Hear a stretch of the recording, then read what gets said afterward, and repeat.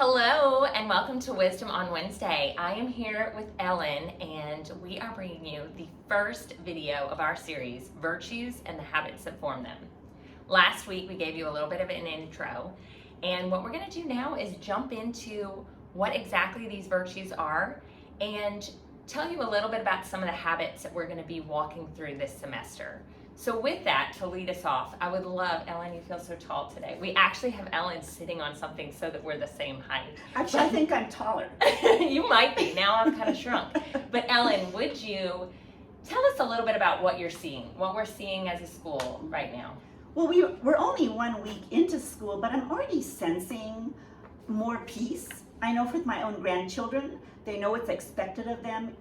Your kids have probably gone home and told you that the expectations were spelled out in all the classes over and over.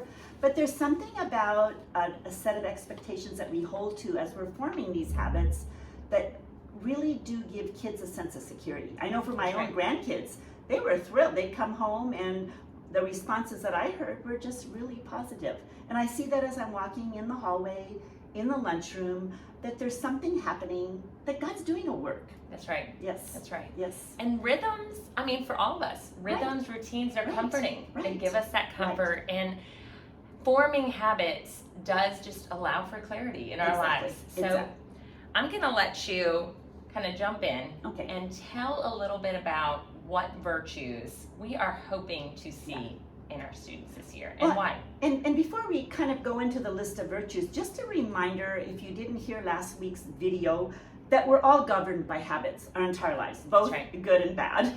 And our kids' habits are formed by our example, which is always convicting, by repeated practice, and really by how we speak to them about why we're forming these habits.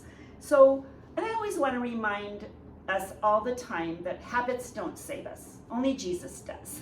In fact, he gives us the power and the desire to change. But habits are important.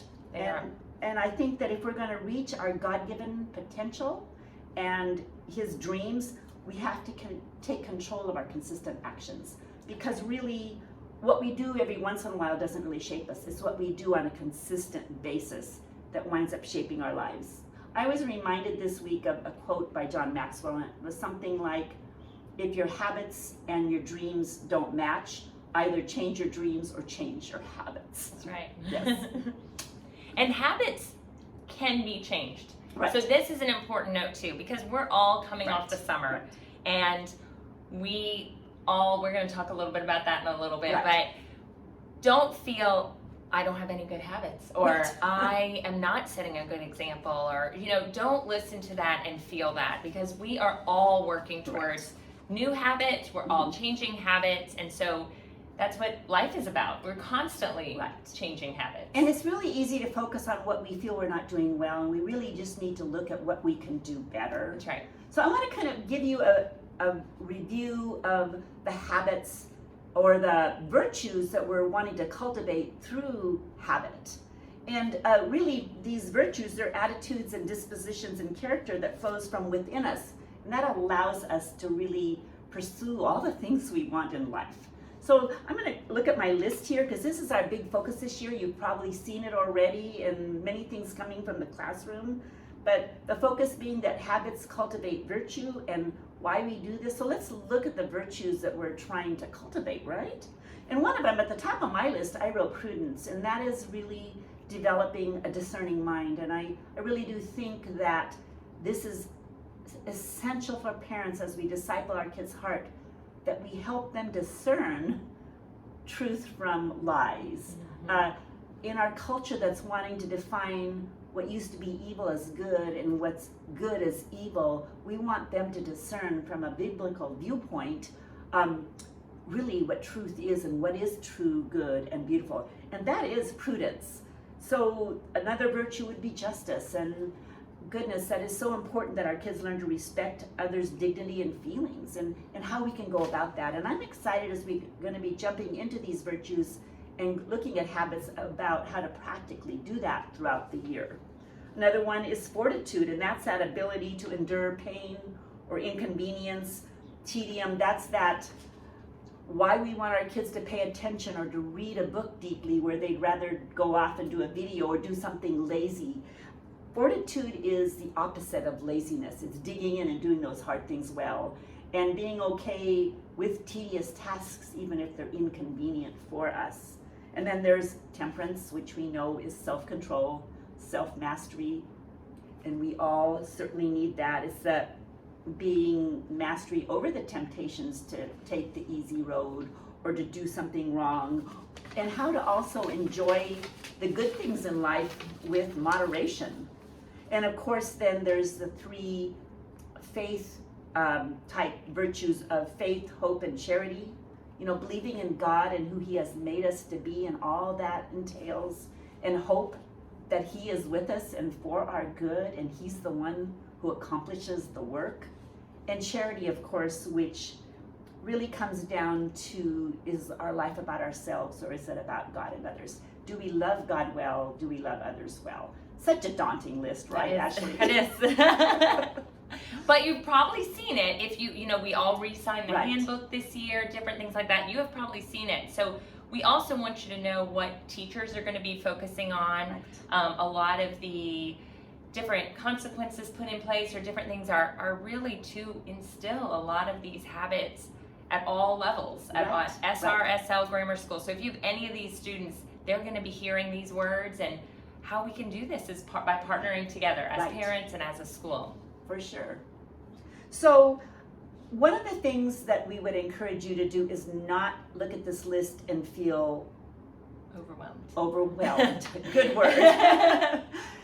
Because there's none of this that we can do all at once or expect of our kids at once. And I would encourage you, as we go through this year, to grab a hold of what God is telling you and think about what you are hearing is important to instill in your kids. Because this is going to be a journey.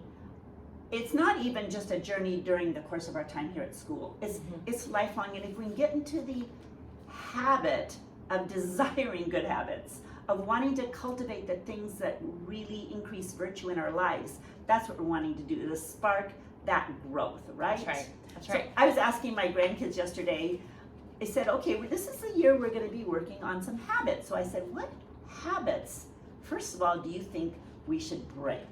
That's a good. Start with what we should break. And it was really cute because they nailed it. They're not going to interrupt. That's always with all my grandkids, and having so many enthusiastic ones, they're just wanting to be the one talking all the time. So they nailed that one.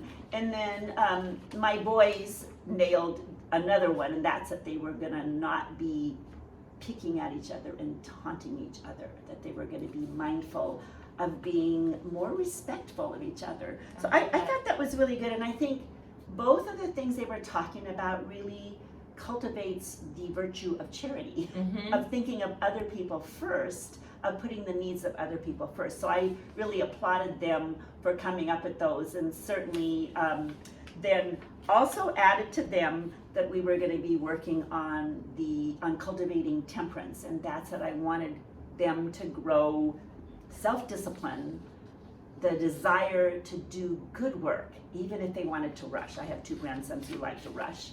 So we talked about being willing to really be self-disciplined in doing good workmanship, and I warned them ahead of time that they would be redoing work that was not good workmanship. So we got all that set. Though that's going to be what we're going to be focusing in my classroom at home. What about you, Ashley?